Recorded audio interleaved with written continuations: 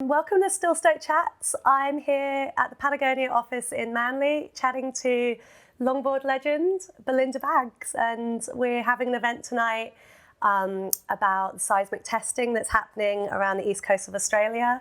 So we'll touch on that, but first I want to talk to you a little bit about women's surfing and how you've come up and the changes that you've seen and kind of where we are at the moment. Yeah, so I grew up surfing in Newcastle, New South Wales, so about 2 hours from where we are now. And my father surfed, so I feel like I have had sand under my toes and in my hair ever since I was a little baby. It was just kind of like Lucky. our family thing to go to the beach on the weekends. And then eventually when I learnt how to swim well, surfing was just kind of a natural progression from there. My dad obviously taught me how to surf. I was probably a little bit scared at first by the power of the ocean, and it really took finding my own confidence in the water to be able to tackle that as a child, to be able to allow me to progress as a surfer and kind of feel comfortable enough to gather this connection to the sea, I guess you could say. Nice. When did you start surfing? What age? I feel like I've always known how to stand up on a board from as long as I can remember. But it was probably when I was about 14 that I actually remember being like, right, I'm a surfer now. Like, this is all I can think about, and I'm going to the beach like every chance I get, and this is all I want to do. So yeah, I would say like 14-ish. And what was your local beach in Newey? So I grew up at Dixon Park, surfing Dixon Nice. Park, and then on the weekends we'd go down like Swansea Heads or Catherine Hill Bay, or if the waves and wind were bad, we'd occasionally venture to the Central Coast and just try and find the best surf in that zone. And how was it in the water back then? Were there many other girls?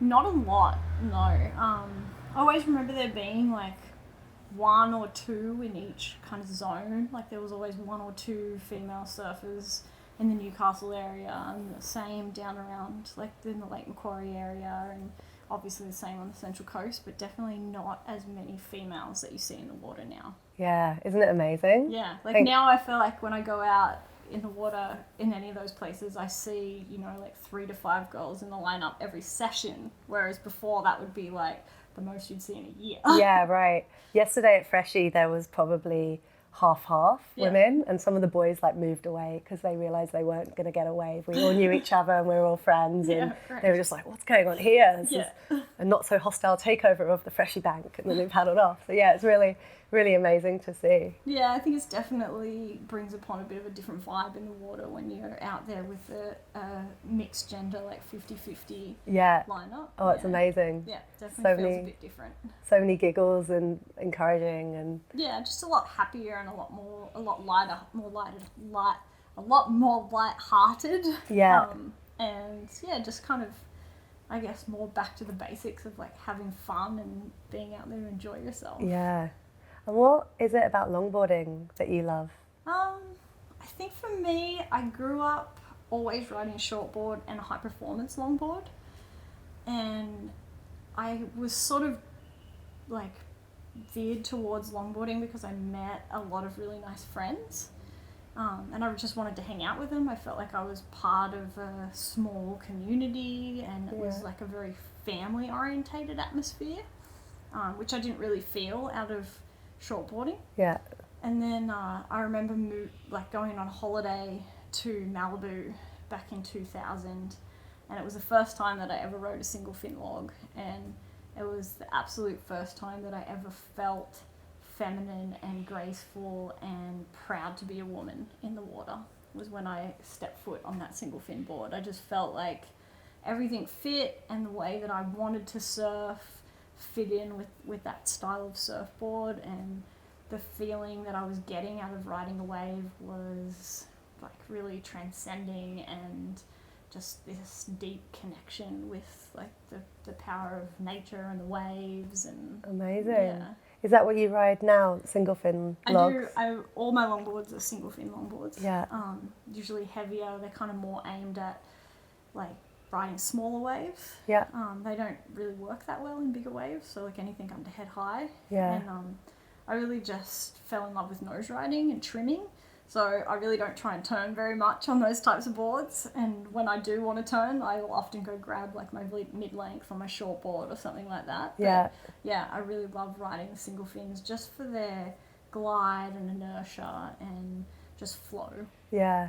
We were just saying before how I don't ride a longboard, but I really feel like I'm missing out on like slowing things down a lot and looking at waves differently, and maybe more of that like less competitiveness in the water and more family and float and the chill vibe. Yeah. So I definitely want to give it a go. Yeah, it's really nice. And I just, for me, like just the feeling of, I don't know, learning to trim. Like I felt like I was a surfer for, I don't know, 10 years. And then when I finally rode a single fin longboard, I actually learned what trimming was. And I was like, oh, this is like the actual basics of surfing, and something that I felt like I was missing out on for a really long time. And so yeah, just to be able to feel that and not necessarily be like trying to push yourself or force yourself into maneuvers, but just to be happy flowing along and feeling the sensation was really nice. And what's your go-to shortboard? I have a few in my quiver. I have my smallest one that I usually ride if the waves are, you know, kind of, I guess, chest high, a little bit overhead, is a 5'10" FCD. Thruster? It's a 2+1. Yeah, nice. Yeah. Little and trailer. A little bit of a fuller template. It's one of, so Patagonia has a label FCD surfboards, and they have a model in that. It's called the Huevo Ranchero. And yeah, I've heard of that. Yeah, it's just like a little bit of a fuller template shortboard, really. I never really clicked with like the standard thruster type board. I think just from longboarding so much, I found the transition very hard. Yeah, so less volume. So that board having a little bit more volume just seems to work a lot better for me. And then if the waves do get bigger than, you know, a bit overhead, then I'll often ride. I have a 6'4" quad that I ride as well. So yeah. So good. So we're here tonight for this event in Manly, talking about some of the environmental things that Patagonia are supporting and getting behind. And one of them that I didn't actually really know was going on was seismic testing on the East Coast, here from Newcastle to Manly. Yep. So can you tell us a little bit more about what that is? Yeah, so there's a company called Asset Energy, who currently is the title holder for that zone. So they call it PEP 11, Petroleum Exploration Permit 11, and that's the zone that they've named, which lies between Newcastle and Manly. It's 4,000 square kilometres of ocean, and it starts about 5.5 kilometres offshore, so it actually sits in federal waters. Right. Is it an Australian company or a foreign-owned company? I know their headquarters is in Western Australia, but I'm not exactly sure of the ownership. And so they last year did a small 12 square kilometre zone of 2D seismic testing off of Lake Macquarie. I think they liked their findings, because now they're apparently about to put in a proposal for 1,000 square kilometres of 3D seismic testing. And so for anyone who doesn't know, seismic testing is used to locate the best targets for oil and gas underneath our ocean floor. Yeah. And it's huge air gun blasts that happen every 3 to 10 seconds, continuously 24 hours a day for weeks to months on end. And each air gun blast is 256 decibels, which under the ocean, because of the way sound travels, they can be heard up to 4,000 kilometres away. Yeah, right. Which is just detrimental to whales, dolphins, you know, their sonar. Or the pelagic fish. Or the way that they communicate with each other, finding each other, finding food. It can kill plankton up to 1.4 kilometres away.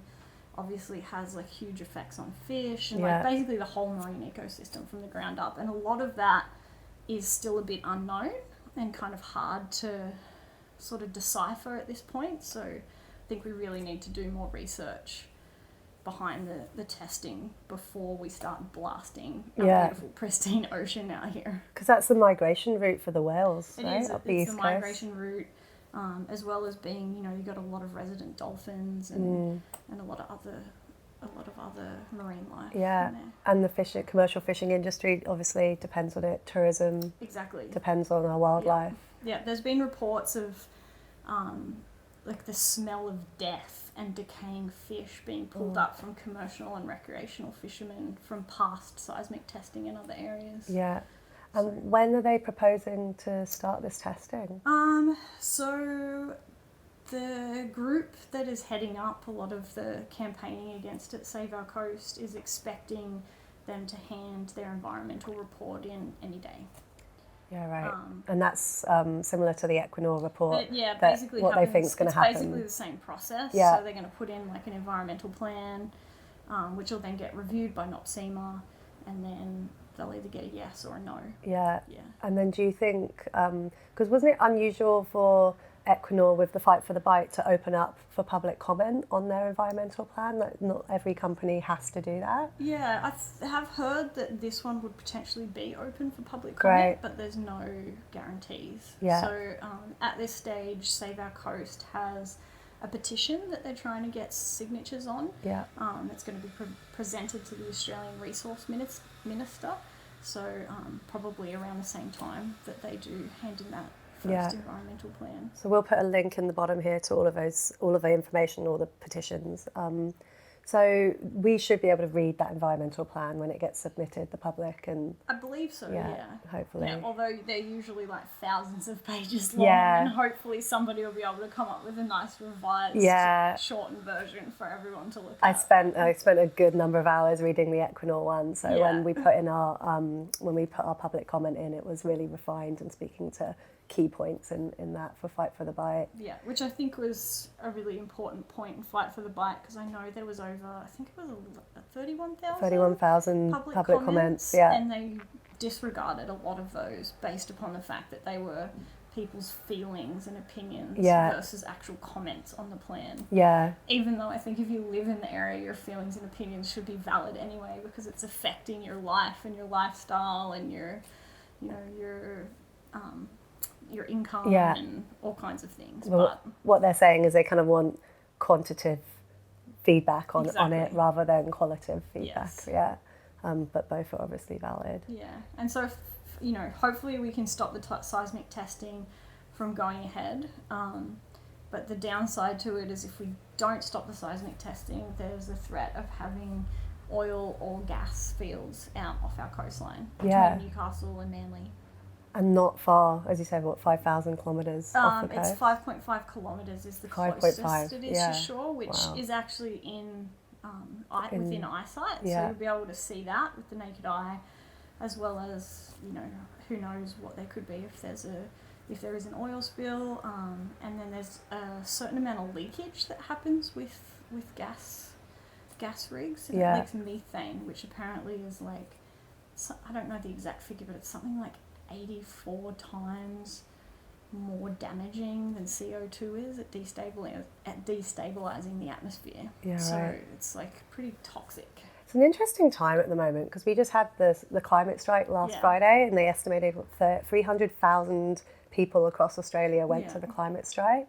4 million in the whole world. Worldwide. Yeah, it's great. And then Greta just presented to the UN. And we've got, in the media at the moment, we've got our government saying we're doing enough and we are totally hitting our targets, which is not true at all. And then you've got really, at the same time, these things that are happening, like this seismic testing that I, a resident of Manly, had no idea was going ahead. So it's definitely a really interesting time. And I think it's really good work that Patagonia and yourself and everyone in the surfing community is doing, and other communities, not just surfing, to just raise awareness and using their own public profiles, private profiles, reach, conversations that they're having, just to raise awareness and support grassroots environmental groups that are trying to make a difference. Yeah.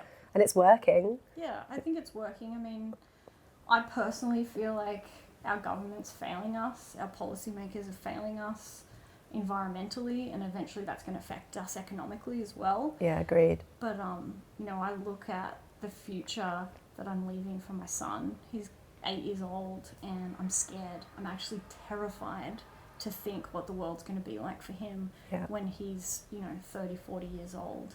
And I think as surfers and people who are so deeply connected to the natural environment and an ecosystem that's so vulnerable to any kind of change. Like we're kind of a little bit more like enlightened, and therefore we have this responsibility to stand up and protect what we love.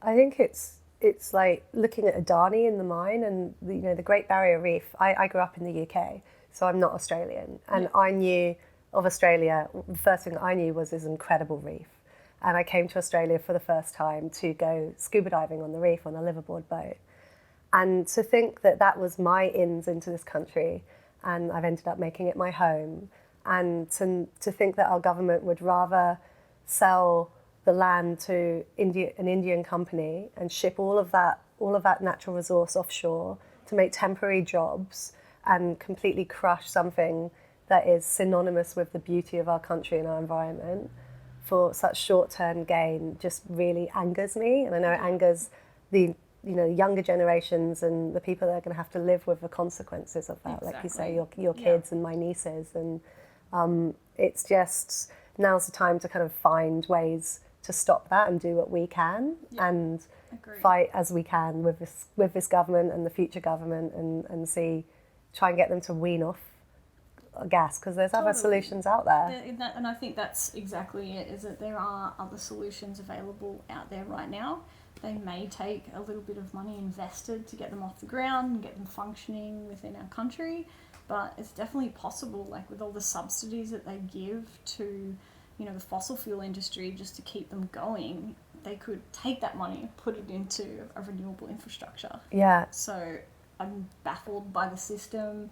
The more I learn about it, the more upset I get. But then seeing, 300,000 people marching and striking across Australia. I was here in Sydney for the march and was surrounded by, they said 80,000, but I'm sure there was 100,000 people there in Sydney.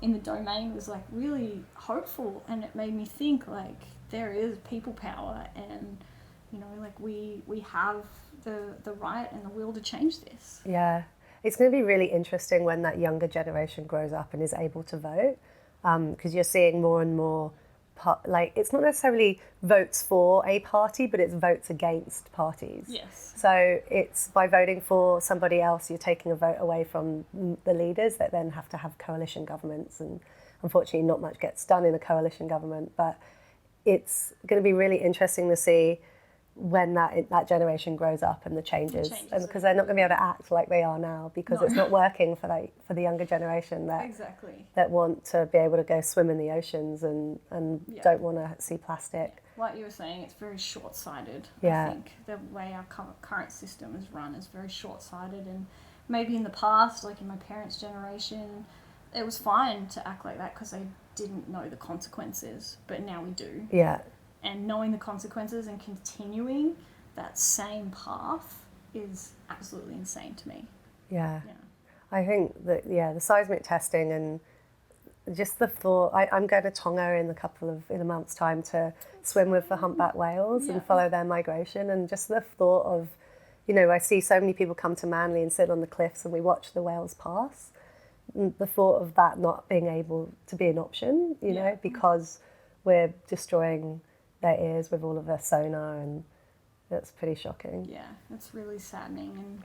And we, through technology, we have these ways that we can harm the environment and wildlife, and I think we really need to pull back and take on a responsibility for ways that we can save these animals as well from the environment. I think the work that Patagonia does is amazing as well. Like a lot of the profits from the company go into grassroots environmental groups. Yep. And you could probably talk to that a bit more than I can. Yeah, so every year they give away environmental grants to non-profit grassroots environmental groups working all over the country, all over the world. And it's just as simple as applying to Patagonia for a grant if you're one of these environmental groups. And, there's a process to go through and everything. But I think to date the company's donated something ridiculous, like $80 million or something like that. Like, it's huge. It's ridiculous, whatever the number is. Yeah. But it's a lot of money. And, I think their mission statement says it in itself as we're in business to save our home planet. Yeah. And, that's why they continue that's why they continue to sell clothing. Yeah. I think it's like also great, the younger generation, I'm going to call it Gen X and Gen Y. I'm not Gen Y, I think I'm just on the cusp, but I would say my generation, I'm 35. We are more willing to buy products, spend more money and buy products from companies that are sustainable and doing good. And with companies like Patagonia out there and smaller independents that are trying to, you know, make changes with packaging, and I think there's this like groundswell of wanting to do good with your money and understanding that your dollar says that something is right and something is wrong. Yeah. And if you're, you know, I'm a mountain guide and I need equipment that works in the mountains and I need it to not break, and I don't want to buy it every 2 years, you know, a jacket or something. So a company like Patagonia that is making really good gear and also knowing that your money is going towards good things is like where I know my generation is wanting to put their dollars. Yeah. And that's exactly where I'm at too. And I think, you know, it's easy to sit back and blame big businesses or blame the government, but the power's also in our hands as our, you know, we make purchases, and it's up to us where we choose to spend our money. Yeah. And so if we can put money into, you know, long-lasting products, sustainable products, or companies that are making a difference, you know, you kind of in a way like voting with your money there. Like you are making change by your purchases, or not making your purchases at all if you're realizing that you're just consuming fast fashion, you know, like you don't need 100 t-shirts in your closet, you know, like you just need 5 good quality ones. So totally, you know.